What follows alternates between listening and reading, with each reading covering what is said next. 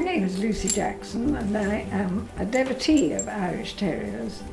I've had them all my life, and this is my current girl, whose name is Liberty Bell, called Libsy Bibsy or Lib. She's very spoilt and brought up by her great-grandmother, I fear, and a huge character. I have spent a long life with Irish Terriers, the first one when I was a very small girl, and have never been without one. They are a constant in my life. I would say the ostinato beat, the rhythm of my life has been an Irish Terrier.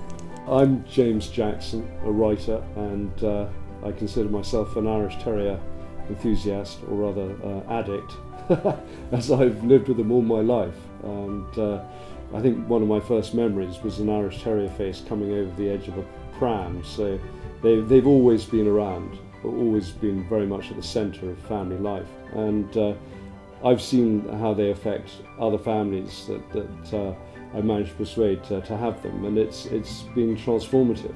And they have qualities that I think a lot of human beings could probably aspire to have. They're wonderful dogs, wonderful dogs. I think what I love about them is that they are proper dogs, the perfect size.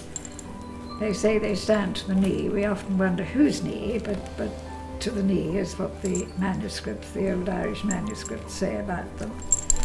And they're very neat feet, neat ears, neat mouth, good teeth, nose of a tracker dog, we say. And there's not a lot to go wrong with them, as my vet always says rather ruefully. And they haven't produced these serious breed faults which are so worrying.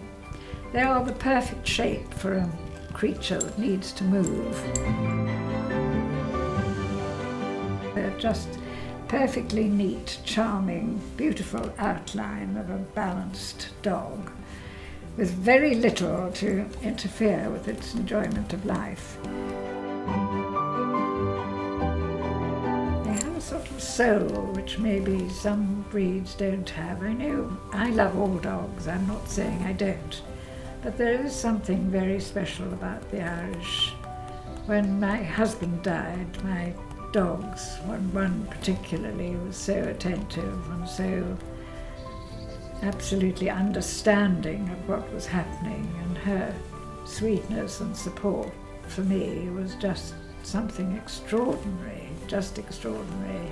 They just have this empathy and and this instinct, and I think there are certain people who I don't think would suit Irish Terriers, and Irish Terriers wouldn't suit them. I don't think they're suited to control freaks.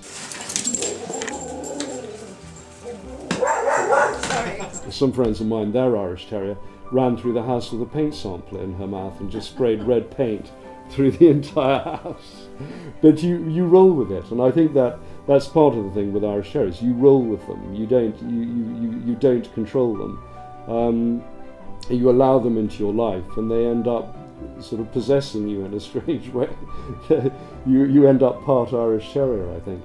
Summarising Irish Terriers with one word or more, it would probably be things like warmth, joy, humour, and their love of family, and their particular love of children.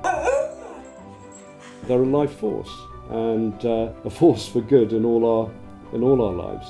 A really proper, authentic dog with a long, long history of which we are immensely proud. And they are a heritage terrier. They are an indigenous terrier. And we need to preserve them and love them and understand them. And they are the most rewarding thing in my life. I think I can say that with complete honesty. They are a lesson in how to manage one's life. They really are a wonderful example. Every morning I wake and the first thing I say is, "Hello, Libs," and she's there. And it's very, very sweet and charming to have her around. I always hope, the last thing I hope in my life is that I never, ever have to be without an Irish Terrier.